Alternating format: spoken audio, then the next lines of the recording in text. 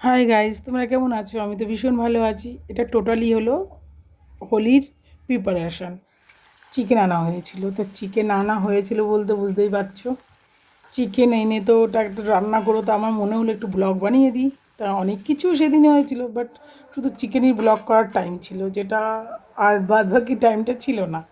এই জন্য এইটা তুলে ধরলাম তোমাদের কাছে। একটু দেরি হয়ে গেল, হোলি চলে গেছে, অবশ্য আমাদের খাওয়া হয়ে গেছে। তা ছোট্ট একটা ব্লগ করা যাক।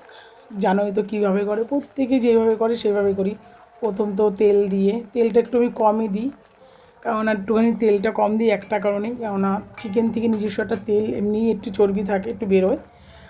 আর প্রথম তেলটা গরম হলে যেটা গোটা গরম মশলা আমি এটা দিই। সবাই দেয়, ওটা দেখেছি আমি রান্নাটা। আর পরপর স্টেপ বাই স্টেপ প্রত্যেকটাই পেঁয়াজগুলো লাল লাল করে ভাজার পর তো একটু মশলাটা দিয়ে দিলাম। তো আমি মশলাটা দেওয়ার পর না একটু জলটা দিয়ে দিই, কেননা জলটা না দিলে না মশলাটা টোটালি তেলের মধ্যে পুড়ে যাওয়ার চান্স থাকে। আর মশলাটা পুড়ে যাওয়ার ভয়ে আমি একটু জল দিয়ে ভালো করে কষাই, কষাতে কষাতে যখন তেলটা ছেড়ে যায় তখন গিয়ে আমি চিকেনটা দিয়ে দিই। তা চিকেনটা তো পরপর দিচ্ছি, বুঝতেই পারছো। আর রান্নাটা কেমন লাগছে আমাকে একটু জানিও। আর আমি আরেকটা জিনিস বলছি তোমাদের, আমি একটু গুঁড়ো লঙ্কাটা অ্যাপ্লাই বেশি করি। তা সেদিন কিছু গেস্ট আমাদের বাড়িতে এসেছিলো, তা খাবে, ওরা বললো একটু শুধু গুঁড়ো লঙ্কা দিস না, একটু কাঁচা লঙ্কাও দিস। তা কাঁচা লঙ্কা পেস্ট দিইনি, ওটা কুচি কুচি করে কেটে রেখে ওটাকে দিয়েছিলাম। আর চিকেনটা কষাতে কষাতে আর কি ওটা পুরোটাই লঙ্কাটা মিশে যাবে, আমি জানি খুব ভালো করে। আর কেমন লাগছে একটু জানিও, লাইক শেয়ার করো। আর চিকেনটা ছিল সেদিন 2 কিলো, 2 কিলো চিকেনে বুঝতেই পারছো কতটা তেল দিয়েছি।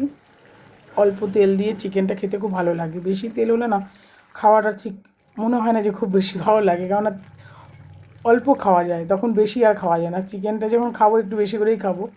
আর চিকেন একটু অ্যাপ্লাই করেছিলাম তোমার হলো, যেটা তোমরা দেখতে পাচ্ছ কী কী দিচ্ছি, ওটা হলো গরম মশলা ভেজে, জিরে গুঁড়ো, জিরে ভাজা ছিল, গরম মশলা ছিল, তেজপাতা ভাজা ছিল, ওটা টোটাল পেস্ট করে ওটাকে দিয়েছি, আর ঘি দিয়েছি। আরেকটা জিনিস দিয়েছি সেটা তোমার সাথে শেয়ার করিনি, ক্যাপসিকাম দেখতে পাচ্ছ, ওটা ক্যাপসিকাম দিয়েছি। ক্যাপসিকাম দিলে চিকেনের টেস্টটা আরও একটু টেস্ট ভালো হয়ে যায়। চিকেনটা টোটালি আমার কমপ্লিট। দেখো একটু, যদি ভালো লাগে একটু লাইক শেয়ার করো। আর চিকেনটা খুব বেশি কঠিন কাজ না, যে চিকেন রান্নাটা সবাই পারে।